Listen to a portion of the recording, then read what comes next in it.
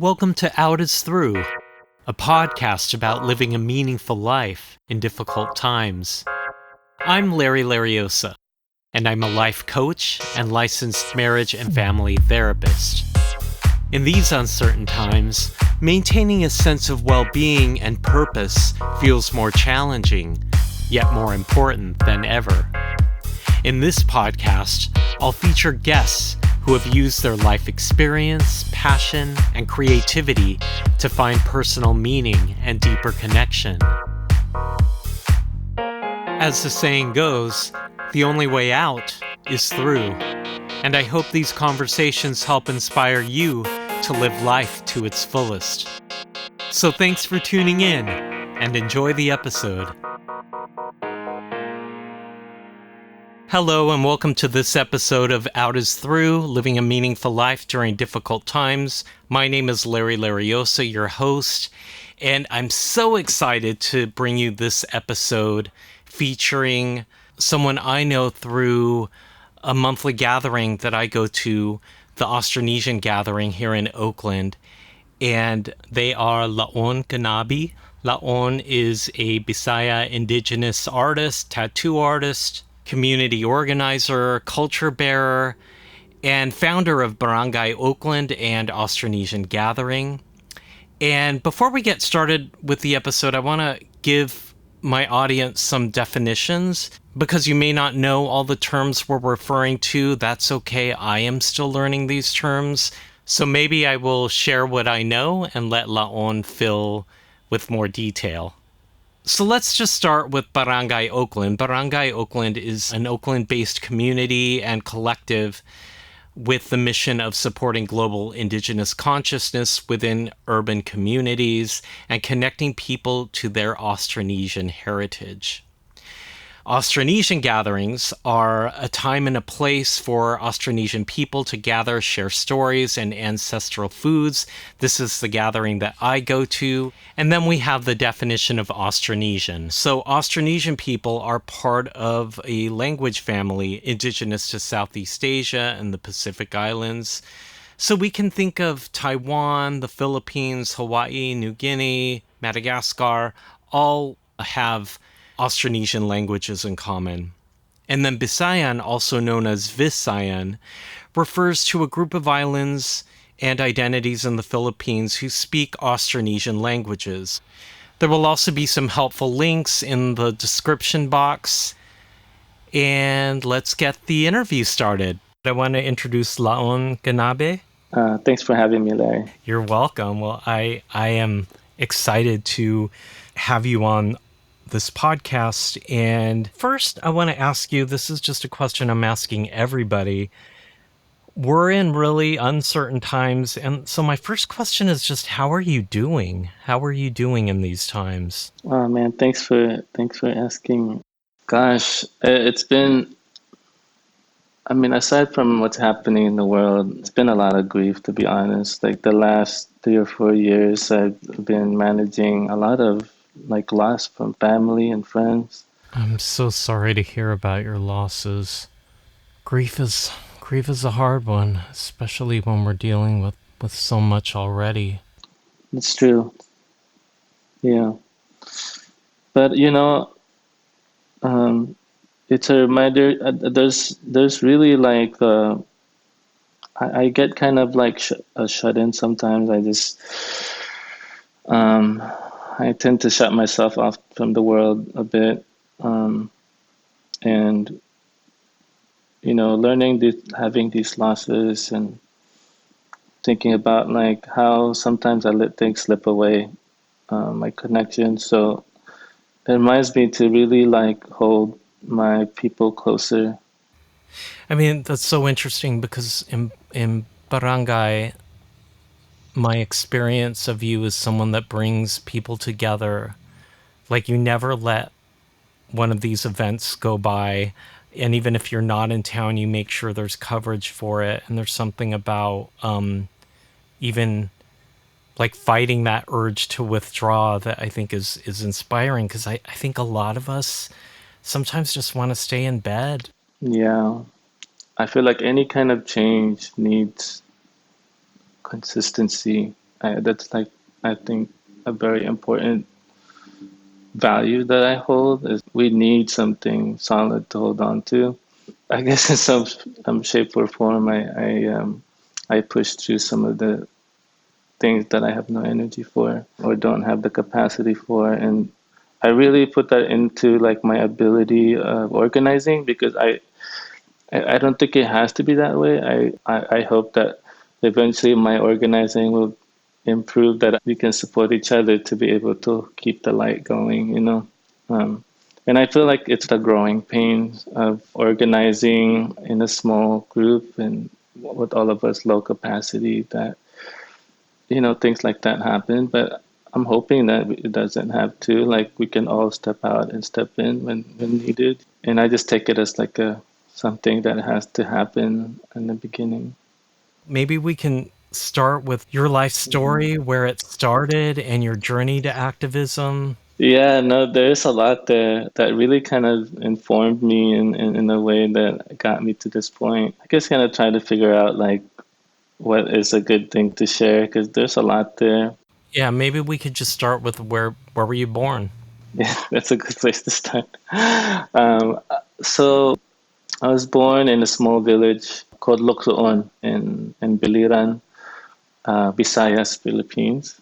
I lived up in the mountains with my family. We were farmers. We grew our own food and we also cultivated rice.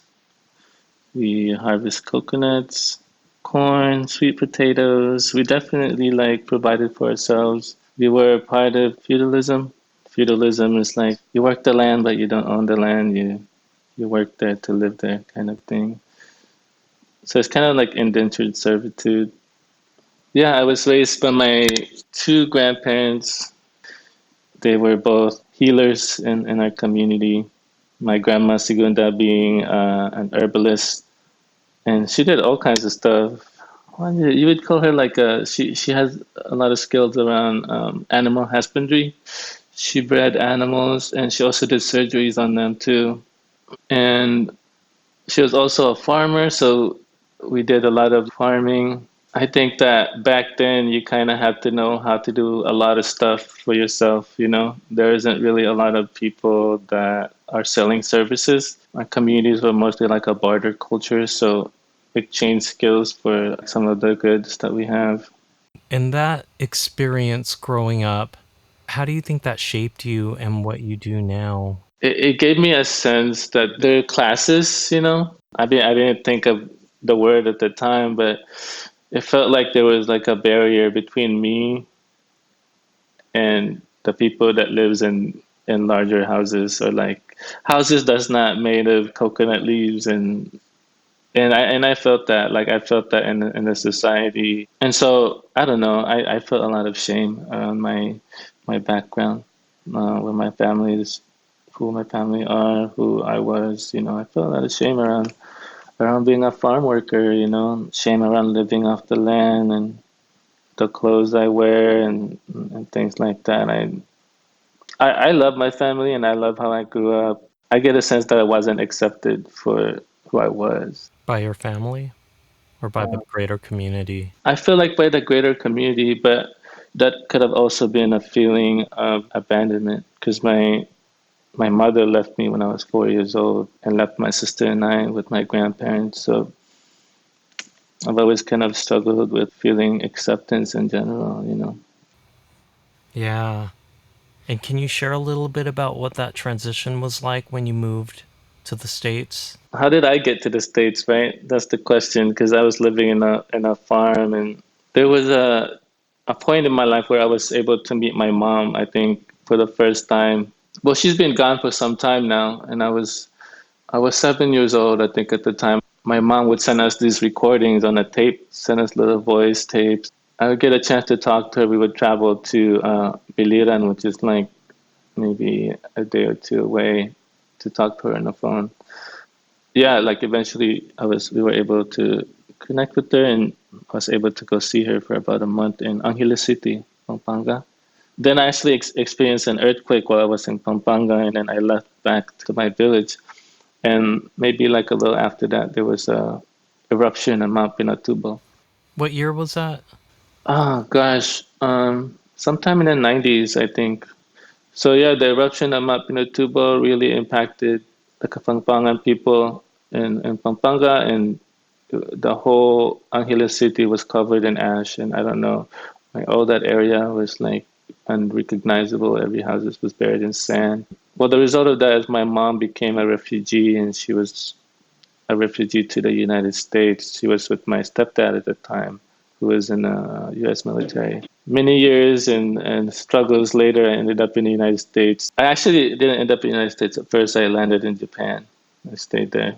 That was me living with my mother and sister, us two all together for the first time. I mean, like the journey getting there is a lot, just getting paperwork and things like that. So I actually left my village quite a bit in between that, working as a housekeeper, living in Pasig, which is like the shanty town in Manila. It was part of my childhood was growing up in those, walking those wooden pathways in the dirty water, selling recycled bottles to make money and stuff. And what do you remember about coming to the United States? Being in that military base in Japan was like my first time experiencing America in a strange way, because I remember like getting on a plane and confused about like how what the sensation was of flying. Never seen a plane or cars before in my life. When I landed like Okinawa, Japan, I was in my stepdad's car, and I remember experiencing bass for the first time, because I grew up listening to wooden radios and it didn't have bass. I think the song that came on in the radio was "Creep" by TLC. That song, I remember this. Yo, I remember that song came on the radio, and like there was like a sound that I never experienced before, so I didn't quite know how to take it. I thought I was having a headache or something. Like I didn't know how to digest bass, you know. And I that's very like memorable in my mind, and never forgot that experience. I was kind of Wow. remember that. Wow. And so you go from Japan to. Did you start in the Bay Area? No, I ended up in the East Coast in New Jersey. My stepdad was in the Air Force, and that's where he was stationed. So we just kind of went to school there. Honestly, not my favorite place. How long were you there? I was there till high school. So I left Japan when I was 14. I left the Philippines when I was 10 years old. So I was in Japan for 4 years, and then landed in New Jersey for high school stuff. Yeah, as I'm hearing your story, I hear a lot of being transient, which I think is unique to you. And I think there's something about like our experiences in the diaspora, going back to what you said about barangay and the need for something tangible to hold on to. And I have a very different experience, but I sort of know that or can feel that heartbreak of being stripped away from the motherland and having to kind of hold on to what you can in the States, in a very different culture and a different society. And then I think about you on the East Coast, where there's even less Filipinos. So your journey then brings you to the Bay Area. I actually left high school the day my graduation happened. I sold my car, left my girlfriend, and everything. Yeah, the minute I got that diploma, the next day I flew out. You're like, I am out of there. I was like, I'm out. I need to be by the Pacific Ocean. I need to be by my people. You know, I was really looking forward to my experience of connecting with other islanders. You know, that was the thing that really motivated me. I wanted to be out here to do my art and connect with community and be in a familiar social setting. Yeah, so let's pivot to your art. I mentioned tattooing, but I'd love to hear about just you as an artist and how organizing started to show up in your life. Yeah, so I came out here in a dream of going to art school, and I imagined myself like, I don't know, one of those artists with a studio and painting my life away, you know, like like a Leonardo da Vinci. But the reality was not that. I wanted to go to art school, but then I didn't realize how expensive the Bay was, and I then realized that I don't have the money to for art school. So yeah, I landed here figuring it out, but then I just ended up doing dead end jobs. And I actually left the East Coast with a bit of muralist experience because I've been doing mural in the East Coast while I was in high school. And I was continuing to do that here. I was just trying to survive, and pay rent. And I couldn't really do it because I'm not the most social person, I think. I'm very shy and quiet, and I don't really socialize that much. And so being a lone muralist was quite lonely. And then when did the tattooing start? So the tattooing start after I had my son. I wanted to continue my art because I was doing dead end jazz for a time, and I became a stay-at-home dad. That was quite a journey too. There wasn't a lot of islanders that were doing tattoos at the time. That was 2010, 2011. That a lot of tattoos were like white folks, so it was kind of hard to get in. But yeah, I eventually met a Mayan person named Luis, and he was an owner of a shop called Quetzalcoatl, and he was the only brown person there. So he's like, hey, because I went to his shop, I was like, hey, can I get I'm curious about apprenticing and things like that. And I asked him what I needed to do to make it happen. And he was there to like tell me what I needed. And then eventually he was like, hey, why don't you come and hang out with us? I'm the only brown guy in the shop. So yeah, he was like a Mayan guy in a mission, San Francisco. We're going to take a short break and return to our interview with Laon Canabe.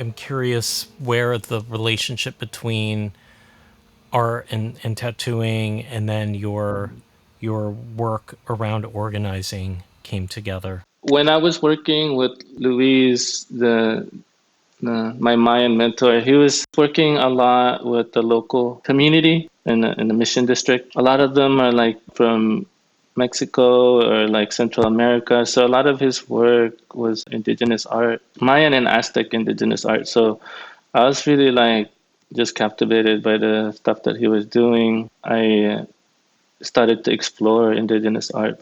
I've always felt like some diversion from my own culture, like I've always felt shame around my origins. And that was like, I really didn't want people to know about my life and who I was, where I came from. I didn't want people to know any of that.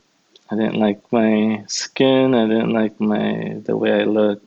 When I started studying, I started to learn so many things. It opened up a lot of doors for me. I started reading on history. I started reading on colonization, and I started to learn a lot about indigenous art and its perspective on history. Because I think the only thing I know about history at the time was like all these wars, and like American history, and not anything about our own history. So I was learning it from a pre-colonial sense because I was learning it from the designs that was created by the tribes and like things like that. So it was opening up some really important doors for me to dive into history. At the time, tattoos were very much like a commodity, and people just buy it and whatever they want, they get. Oftentimes, I think in my experience, like people would just cut and paste art into their body from Google or whatever, like they just like that. Oh, let me get the let me get the Hawaiian thing real quick. Yeah, no, I mean, like Filipinos would come, to the shop and be like, "Oh, let me get the Hawaiian thing," or like my Mayan mentor would do like Hawaiian tattoos on Filipinos and stuff, and just like other Austronesian art on people. So it was just that was just the culture, But once I was doing my studies, I really wanted to honor like the place that we come from, or what held us to importance, what connect us to our family, what connect us to our people. And somehow that was like something that was very important to me because it made a lot of difference. It really impacted how I feel about myself. I felt a little liberated and finally felt some type of connection to my culture that I never had before.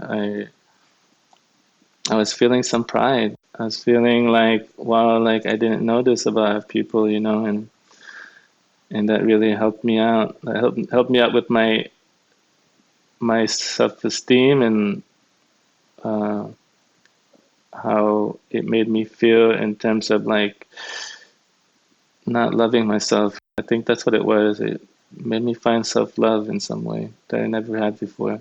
It's so beautiful that you found that through art. My sense of a lot of us in the diaspora is sometimes we almost have to find it on our terms.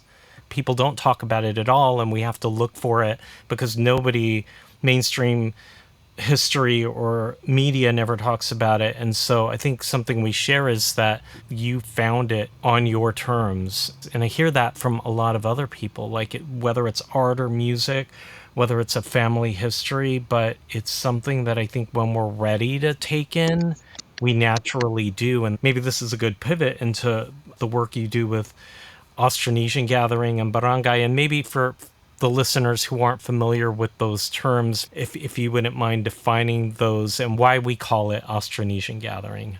I really struggled as a starting tattoo artist, and a lot of it was the tattoo culture because there wasn't a lot of people that looked like me. A lot of successful artists were white people, and they really dominated the industry. And then I eventually found my way, doing a lot more studying and learning about our culture and how the art really belongs to us. Tattooing is like our spiritual practice.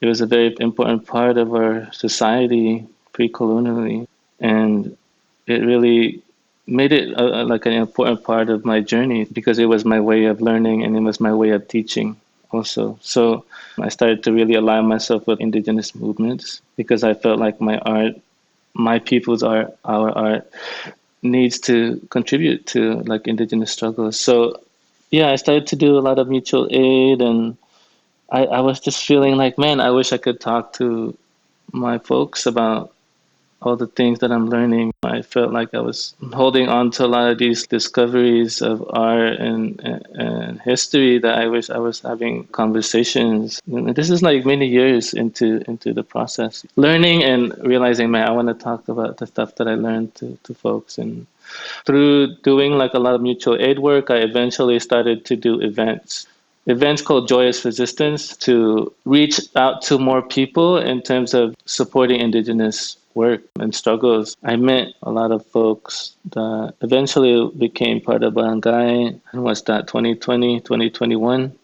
And then from there, I started to invite folks to have food and have dinner and talk. Because on my mind, I really wanted to create a place of learning with community. The great way to do that maybe is just to have food and just talk. A lot of it was also for me wanting to learn more because I had been scrambling to. I lost my grandparents like the early stages of me being in the Bay Area. I have been away from home for almost 15 years, and I have not seen my grandparents or my village in such a long time. And so it was me trying to grapple with some of the knowledge that I've lost and try to find those knowledge again. And so I wanted to share knowledge, but also I was there to learn, and I wanted to learn from community and I wanted to hear people's stories. Can you explain what Austronesian Gathering is and why we use Austronesian and also how it fits into Barangay? One of the big things that I learned was like, man, Philippines was like Pinoy pride was like such a big part, of that identity, right? The thing is, I never really grew up as a Filipino. I grew up as a villager, as a Bisayan person, and I really never really identified with that. And so, and along my studies, I learned that Filipinos were from King Philip, and I learned that we are a part of a language family called the Austronesian language family. I wanted to normalize the terminology, and I wanted people to know what that meant, because it meant that we were part of something larger. We were part of a family of people that shared a lot of history beyond just like the nationalistic identity. And I think in the pursuit of like learning about myself, I learned about how nationalism can separate us, and it really erases some of the cultures, because I think sometimes we forget that there are actually many, many cultures in our islands. And I wanted to encompass a larger picture of, yes, there are like, the Philippine Islands, but there are many other cultures within it. And then even larger beyond that, which is like, would also include like the rest of the Pacific. I wanted to eventually it be like, an exchange of cultures and an exchange of ideas.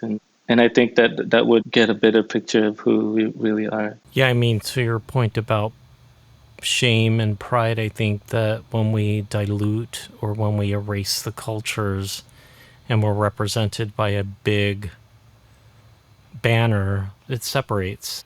I was in the Philippines earlier this month and just thinking about how, I mean, I was just in two places. I was in Manila and I was in Bicol, but even within that, there's a lot of differences. Like, you really have to understand the archipelago to really appreciate what it offers, because it's not one thing. There's so many different experiences I can have each time I go, because the culture offers that much. Or I should say the cultures, because there's not one culture. And so for you, Austronesian is really expanding the the conversation. The other aspect of Austronesian Gathering is the language aspects, which I primarily wanted to connect people with their language families. So like Kapampangan, Ilocano, Tagalog, and I wanted to not focus it on national identity. I wanted it to focus on the languages. I felt that we needed to heal ourselves internally to change the things around us. I think that healing could start there in connection. And I think that is the vision of Baranggay Oakland or Austronesian Gathering came to be, is that I wanted a space for us to heal ourselves internally. And I think that ultimately that will create an impact to our surroundings and our environment.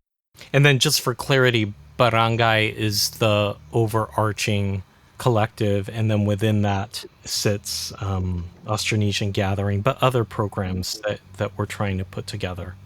So, because this podcast is about living a fulfilled life, how has your work, whether it be your art or whether it be Barangay Austronesian Gathering, how has it given you a sense of meaning, belonging, and connection with others?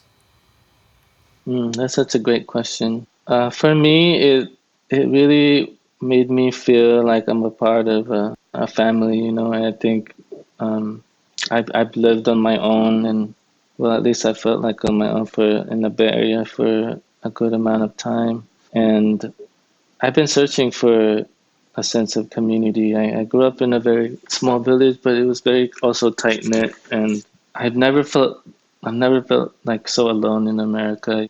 Like United States was like a hard realization of how lonely it can be out here. Organizing has made me feel like I'm, a part of a family, and made me feel like I was contributing to something meaningful. I feel like mental health wise, like being around people and having conversations and dinners and even like co-organizing with community has been a very, very like powerful experience. And like I said, like the value that I really hold is the importance of consistency. I definitely grounded my roots in Oakland and have I've felt, that the work is important here. And I hope that like in the practice of consistency that eventually as time goes on it'll seep out into the community around us. Do you have any advice for people that want to live a meaningful life and that might be struggling with having an idea like you had and making it happen? I think that it took me a long time to get to where I was, but it really just is in a matter of like what you feel is important. For me, it was very important that I learn about the people I was meeting. And it's not like I don't know. I feel like people have a hard time finding like a very surface level conversation with me because I want to know where you are, who your people are, and like what you're really about because I love connecting people. And I think that's the biggest part for me is like wanting to connect people. And I think my advice is if you have a hard time approaching people, it's important to understand what you want, what your motivation is to really connect deeply. Because I struggled with connecting people for a long time. Like I didn't know what to talk about. But for me, I feel like having a genuine intention and purpose really helps to create bridges and connection. I think for me, that's how the gathering started. It's like I wanted to know who you are, where you're from, and connect you to somebody who would be interested in the same thing that you are, and uh, would probably have the same vision, and that really fills me a lot of joy. So it was at this point in the interview when I remembered the first time I met Laon. I was invited to show my film Searching for Kapwa about my search for Filipino American identity at one of the Austronesian gatherings. I remember when I showed my film the first time and you had asked me after, so what's next? And usually when people ask me that question, it's like, oh, what's next with the film? Are you going to bring it in film festivals? And you asked me what's next, and I think I started to answer it that way, and you said no, what's next in your search? And I was like, oh, that's a deep question. But it actually connected me to you and made me really think about that more. And I think so I hear what you say about the not, like, it's hard to have chit chat when so much of our lives are rooted in finding meaning and making ourselves vulnerable. It is how we connect. And so I just appreciate that about you. And even in this interview, being so vulnerable about your life and your motivations and your learning and your desire for meaning through your art, your advocacy work, your community organizing. I think it's so inspiring, and I think that I think as you went through your story, like just seeing your journey and how you got here to where you are now is just incredible. So I have one last question, which is a fun question. If you are stuck on an island and you can't get out, what are three albums you're stuck with for the remainder of your years? What three albums would you bring with you? Dang. Oh my God, Larry, I have terrible memories for names of albums. I'm more of a song Okay. person. Like I would remember a song, but I would never remember the name of an album. Okay, go for Um, songs. What three songs would you make sure, if you only had a playlist of three songs, what songs would you oh make sure gosh, were on there? three songs. Jeez. Um, I'm also bad at remembering names of songs. You can sing them, or you can sing the chorus, or the Okay, artist. okay. Oh gosh, like yeah, let's just go with artists because I'll remember artists Okay. more than songs. I actually would love to. I don't know if you know Hermano Gutierrez. They're like a duo. They're a sibling, and they play like mostly like Spanish guitar, kind of thing. Yeah. Hermanos Cocheres. Yeah, I would love to have them. And Okay, so one of their albums. I'll have to remember them. uh, and Nina Simone. Ugh. Of course, Nina Simone. I would love to have Nina Simone. And Kokoroko. I don't know if you know them. You familiar with Kokoroko? Kokoroko, they're like a, I don't know. I don't know. I listen to a lot of like jazzy stuff. Yeah, yeah. Something low key, you know. Something to just chill on that island as we're growing our vegetables and living off the land. I really appreciate you, Laon, and all you're doing for the community. And I think you're the perfect person to interview for this podcast as somebody who's trying to find meaning in difficult times, not just now with everything happening, but just that has had a story and has had to overcome barriers to be you. And so I just, again, hats off and total appreciation to you. And thank you for providing our listeners with some food for thought.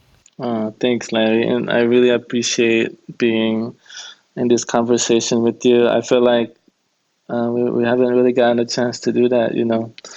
Um, and yeah, thank you for hearing my story and um, looking to share more stories in the future. To find out more about Laon and Baranggay Oakland, including Austronesian Gathering, you can go to Instagram at Laon Canabe as well as at Baranggay Oakland. And I'll have all of those links for you in the description box for this episode. What a wonderful interview. What a wonderful person Laon is. To hear their journey on how they created this community space out of their own need to connect with others and learn more about their culture and really to heal. I know their work has created an impact on my life as someone from the Austronesian Filipino diaspora. And I think about that Audre Lorde quote, without community, there is no liberation. That true healing happens with each other in community. I hope you enjoyed that interview as much as I did, and I hope you join us next time to hear more inspirational voices from people who are using their life story and their passion to create meaning, not just in their lives, but in the lives of others. So that's all for now. Thank you for listening, and until next time. The views expressed by the speakers are their own, and their appearance on the podcast does not imply an endorsement of them or any entity they represent. Out is Through is a podcast for entertainment and educational purposes only. It's not a substitute for medical advice, diagnosis, or treatment. If you are in need of support, please seek out a licensed mental health professional in your area.